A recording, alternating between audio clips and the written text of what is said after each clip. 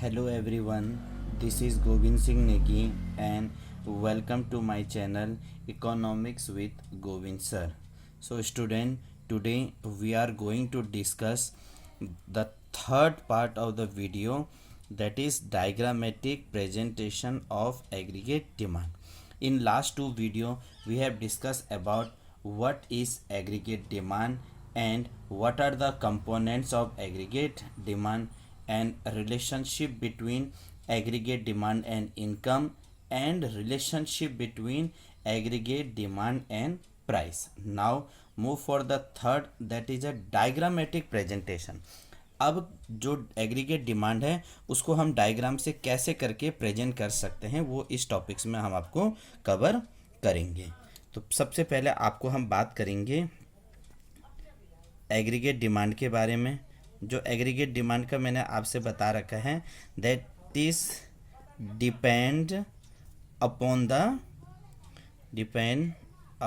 The level of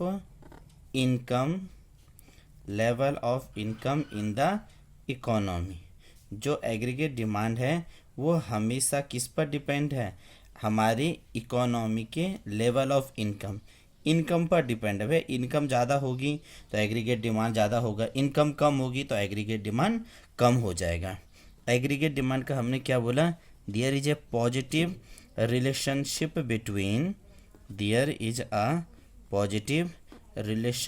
between income and aggregate demand. Positive relation income और aggregate demand के बीच में।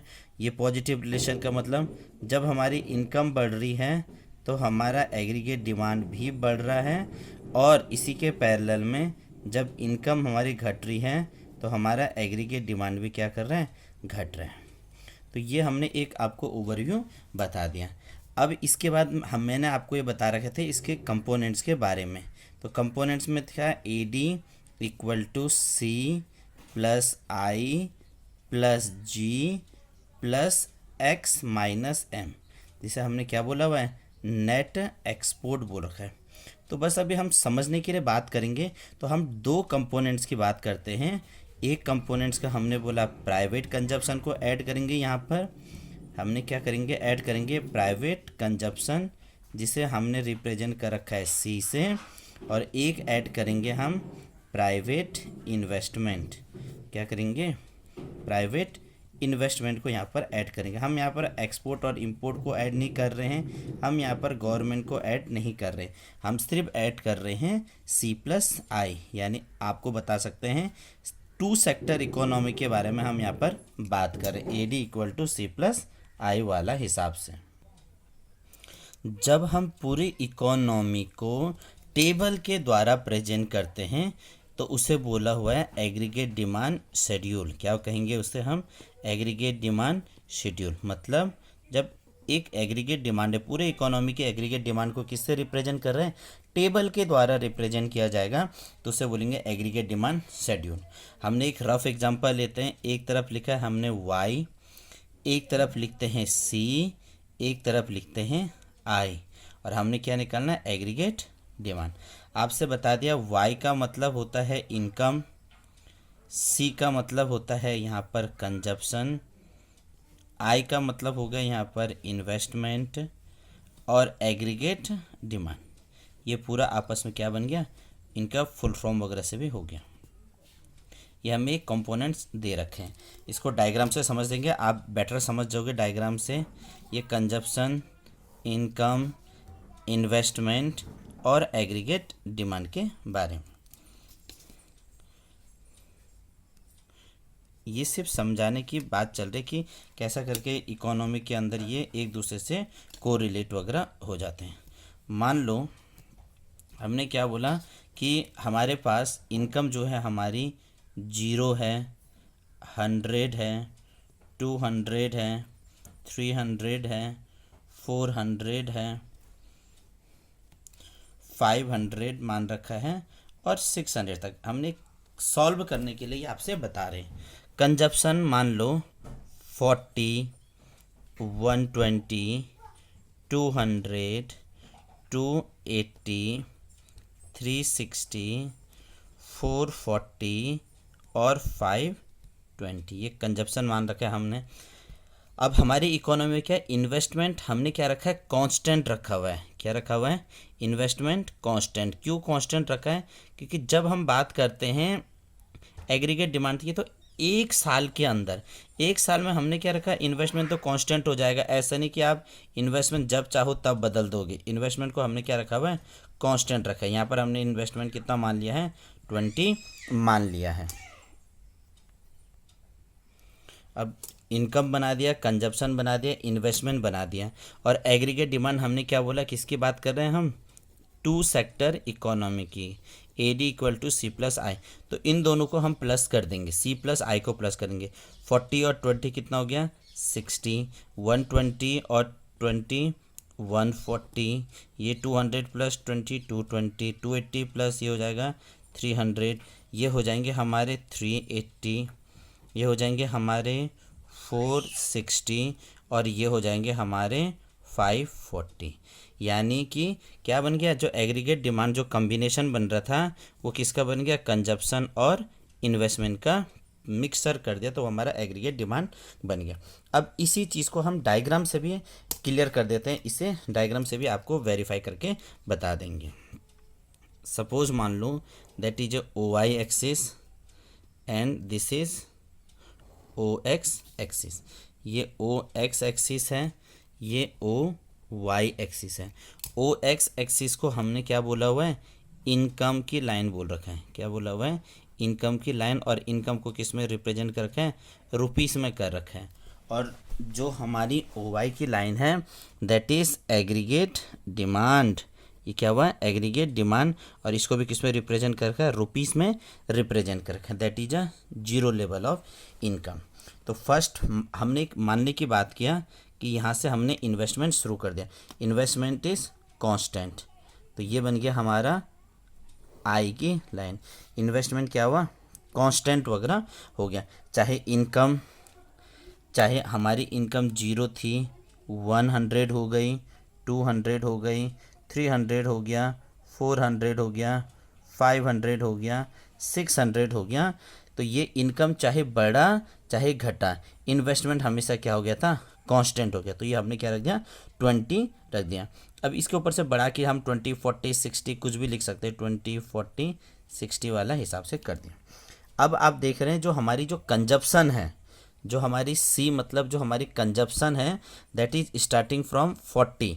तो ये 40 से हमारी कंजप्शन यहाँ से शुरू हो जा रही है। तो ये मैंने क्या बना दिया, कंजप्शन की लाइन बना दिया। ये हो गया हमारे किसकी लाइन, सी मतलब कंजप्शन, आई मतलब इन्वेस्टमेंट। इतना इन्वेस्टमेंट वाला चल रहा है, इतना ये कंजप्शन चल रहा है। अब सी और आई को दोनों को प्लस करेंगे तो क्या बन जाएगा, वो हमारा एग्रीगेट डिमांड। और जो एग्रीगेट डिमांड है वो किससे शुरू हो रहा है, आपने देखा होगा 60 से शुरू हो रहा है। ये क्या हो रहा है, यहाँ से 60 से शुरू वगैरह होते जा रहा है। ये हमने क्या बना दिया, एग्रीगेट डिमांड। और जो एग्रीगेट डिमांड कैसा था, वो हमने बोला था सी प्लस आई। यानी कि इन दोनों के बीच का जो ये गैप है दैट इज़ कितना, हाउ मच, 20। ये गैप कितना का बनेगा, 20। ये गैप हमेशा क्या रहेगा, कांस्टेंट रहेगा, यहाँ पर हो चाहे यहाँ पर हो। क्यों कांस्टेंट रहेगा, क्योंकि जो हमारी इन्वेस्टमेंट है वो कितना हो रखा है, 20 हो रखा है। तो इस पूरे वाले डायग्राम को हम क्या बोलते हैं, एग्रीगेट डिमांड का डायग्राम बोलते हैं। अब मैं आपको मोस्ट इम्पॉर्टेंट चीज़ बताने जा रहा हूँ। जो गैप यहाँ से लेकर यहाँ पर तक का आ रहा है, जो गैप यहाँ से लेकर यहाँ पर तक का आ रहा है that is represent with C bar. C bar का मतलब हो गया ऑटोनॉमस कंजप्शन। सी बार का मतलब क्या हो गया, ऑटोनॉमस कंजप्शन। नाउ स्टूडेंट, अब हम क्या करेंगे, इसके इम्पोर्टेंट पॉइंट्स जानेंगे। अब हम क्या बोल रहे हैं, इसके इम्पोर्टेंट पॉइंट जानेंगे कि इसमें क्या क्या इम्पोर्टेंट पॉइंट्स है हमारे एग्रीगेट डिमांड के उसमें।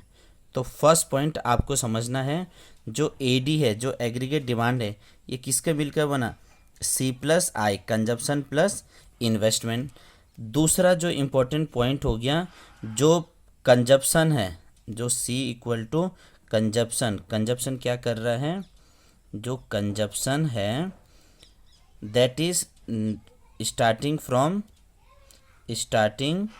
किससे हो जाएगा? पॉजिटिव से। मतलब आदमी कुछ ना कुछ तो कंजप्शन करेगा। अगर उसके इनकम जीरो भी है तो भी वो कुछ जो कंजप्शन कर रहा है, तो that is represent with autonomous consumption. किससे रिप्रेजेंट करते हैं इसे? Autonomous consumption. Very very very important है। ऑटोनॉमस कंजप्शन क्या है कि जब हमारी तनख्वाह जीरो है और जो भी चीज़ें हम कंज्यूम कर रहे हैं that is indicated with autonomous consumption. तो ऑटोनॉमस कंजप्शन को आप हमेशा याद रखिएगा, सी बार से रिप्रेजेंट करते हैं। अगला क्या है जो हमारा थर्ड पॉइंट है कि आई क्या हो जाएगा? That is investment. आई क्या हो जाएगा? इन्वेस्टमेंट। और इन्वेस्टमेंट हमेशा क्या रहेगी यहाँ पर? कांस्टेंट रहेगी एग्रीगेट डिमांड के कॉन्सेप्ट से।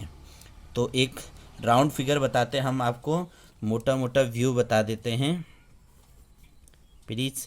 इसे आप देख सकते हैं जो तैयारी कर रहे हैं उनके लिए, और जो क्लास 12th में उनके लिए तो ये पूरे चीज़ इंपॉर्टेंट है, लेकिन जो कंपटीशन की तैयारी कर रहे हैं उनके लिए इंपॉर्टेंट याद रखना कि इनकम बढ़ता है तो हमारे क्या हो जाता है?